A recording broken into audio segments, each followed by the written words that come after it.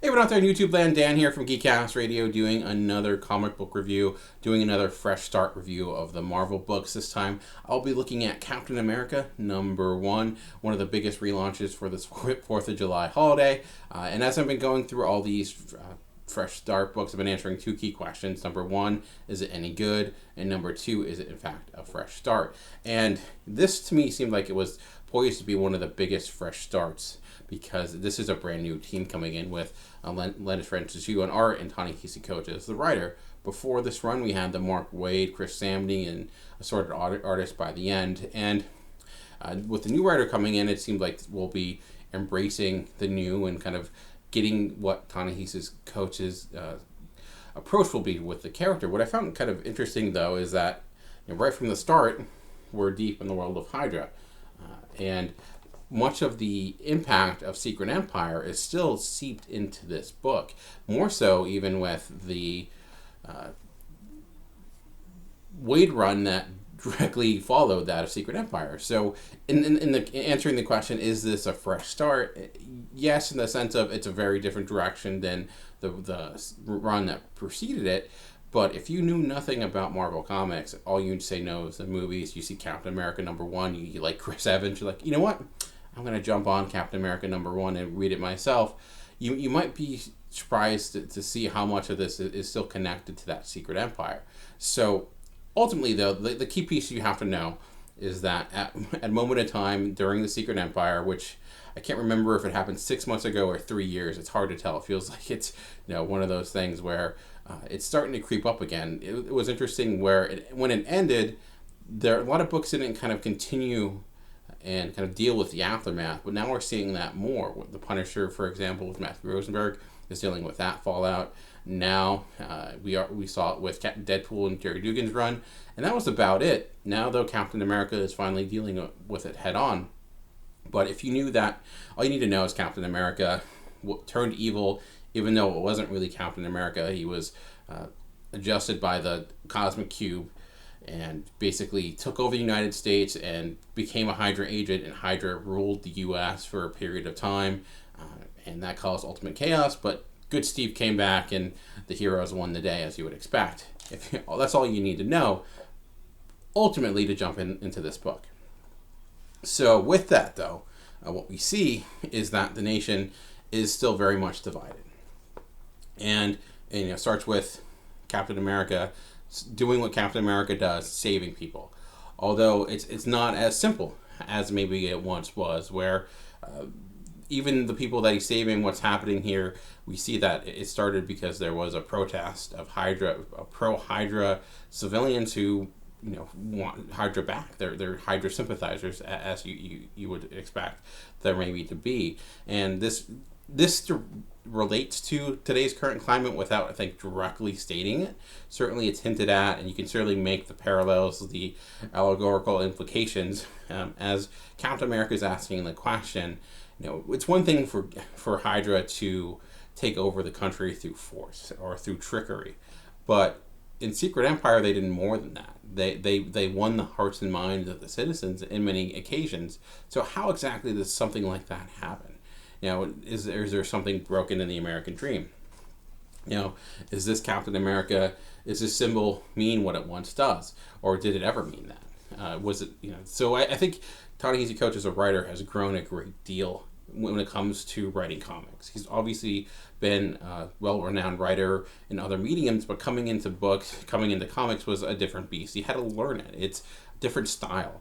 You have to be able to know the medium in the sense of how it functions storytelling-wise, trusting your artist a little more, how panels can lay out, utilizing the page turn effectively, knowing when it's okay to step back, knowing you don't have to put everything up front, how to pace your stories. It took him a little bit to kind of really, I think, figure it out, but with the relaunch of Black Panther, which was a massive improvement, and this issue that I liked a good amount, I do see that Coates has really grown as a comic book writer, and it's a good varied book where we get a bookend of what we would expect as maybe the potential villain outside of just Hydra, and also we see Captain America kind of dealing with the new status quo. And there's certainly a lot of implications to not only today's political climate, but even that of aspects of World War II, for example, where we see people like General Ross and von Strucker, who were, less than ideal heroes at one moment in time, and Strucker, who was actually part of Hydra but helped take it down, now have kind of all sins have been forgiven as they're trying to help rebuild the United States. And you can kind of understand where that's coming from, as Captain America is connected to World War II, as the cover kind of indicates, where that happened there, where we had many Nazi scientists who did some horrific things, but were brought over to the United States, and we took their skills and utilized them for things like the space program, for weapons manufacturing, what have you, because what they provided to us, what they could, help the United States win the Cold War, even so we kind of, all these horrible things they maybe did, we forgave or just didn't really let people know about, and then move on with our day. And it's something kind of happening and permeating in this book as well. And one of my favorite parts of this actually was just a conversation between that of Agent 13, Sharon Carter, and Captain America. And it's difficult to, I think, properly just showcase a conversation like this in a comic. It's hard. It's a hard skill to learn. And this is where I felt like, okay, this is Ta-Nehisi Coates has really shown improvement as a writer, because this conversation fits a comic. This could be very overly verbose. It could really bog down the book, but I think he's able to sharpen his dialogue, to key on some key elements, kind of reveal some things about both of these characters, where they're coming from, showing how both of them kind of feel that they are, coming from some horrific things that just happened. Sharon Carter still dealing with what happened in Rick Remender run, and that's one thing I am liking about this. It is, I'm not huge into connecting things to continuity. That doesn't really kind of make me enjoy things, but showing it more of in a character standpoint, and showing how this character is still dealing with the baggage of what happened to her, 3, 4, 5 writers ago, I think is kind of a cool thing to see. And then that compared to that of Steve Rogers, who's still, he was his identity was stolen. Identity theft is not a joke, but sorry, that's an office joke. But he everything he stood for was taken away from him, and now he's still not able to kind of find it. So I don't necessarily think this was a issue where it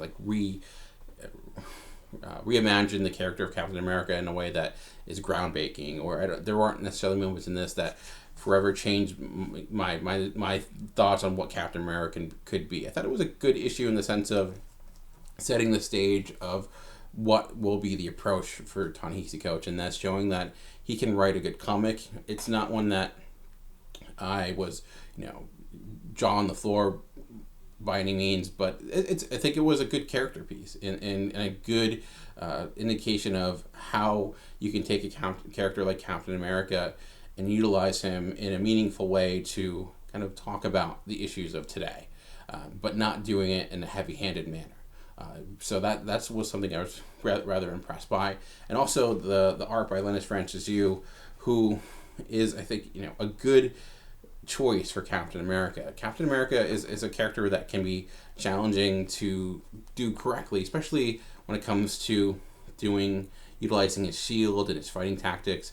I see a lot of artists, even great ones like Steve McNiven, who try to showcase action sequences with Captain America, and the comprehension of what's occurring is not there. It's kind of hard to follow. But Chris Samney to me was one of the best at it. And Linus Francis Yu seems like he has it down as well. There was one instance, like when this first started with Nuke, that I was a little confused, because I know this character, and looking at this page, you see there's like multiple versions of him, and I thought that was just trying to showcase like movement, because you see that a lot where artists will show the same character multiple times just as an evidence of how they're moving throughout the page. But this was actually multiple people. And I didn't realize that at first. It becomes evident as the story goes on, but it's more so because, again, I knew the character of Nuke, and I just thought it was him. So I'm like, oh, that's kind of weird. I was trying to figure out how the shield was moving the way it did, because it's like, is it staying with him? But so that was the one confusing element of it. But outside of that, having that stoicism that comes with his art is, I think, a good example of how to utilize Captain America. And some of Captain America's, other side players are here with Winter Soldier, and there's a nice little bit in here about, there's always that discussion whether, if heroes should kill, and it's really not brought up with Captain America all that much, but Captain America is one of those characters coming from war that understands the necessity of death when that's, when people may need to pull that trigger. We saw it in one of the most impactful elements of Brubaker's one was when he was talking about the lengths that Bucky Barnes would go to during the early days of how he was the one that did a lot of the dirty work. And that's, again, continuing in this, where shots have to be made, and it's not Captain America pulling the trigger for multiple reasons. So I don't know if that was an intentional tie back to that, but it was something I noticed, and something I'm glad they're continuing with here. So I would think if you are a Captain America fan, and you maybe didn't love Secret Empire, you may not love the fact that this is still dealing with a lot of those elements of it. I guess you can't get away from it. It's not, to me, at the level of Chris Samney and Mark Waid's run yet, but it was very different than this. That was, more old school, straightforward. I do like the fact this Captain America, though, does feel a lot more complex than that Captain America. There's a lot more to him in it here. There's more. It reminds me of kind of where he was right when he was about to utilize that nomad persona, where he felt the disillusionment of where the world was, so he got rid of his Captain America garb and became that other hero. Is that a direction it could go? I'm not sure. I certainly could see it. It would definitely make sense, looking at the parallels of how when that occurred was very much impactful due to what was occurring in the U.S. at the time, and just considering like the Nixon era with what's going on today, I could see how you want to tie those together. I don't know if that will happen, but I at least enjoyed the fact that Ta-Nehisi Coates is trying to approach Captain America and make him modernize him without losing who he is as a character. So, but yeah, that's pretty much it for Captain America #1. So ultimately, it's a good book. I wouldn't say it's a great book, but it has potential. A lot here to chew on, I think. And it's one that I think when I first read it, I was a little bit like, that was okay. But it's grown on me the more I looked at it, and the more I reread it and thought about it, and as I even talking about it here. So it has me excited for the second issue, which we'll definitely pick up. But if you've read it, let me know what your thoughts and opinions are on Captain America #1. Have you been enjoying Fresh Start so far? What did you pick up on the 4th of July? Did you enjoy your 4th of July? I try to be as American as possible on the 4th by reading Captain America #1, right? That's how that goes. But yeah, that's it for me. If you want to hear more from me, check out my podcast, Comic Concierge. Go to GeekCastRadio.com. But remember, comics are for everyone. The key is finding the right one. Until next time, thanks for watching.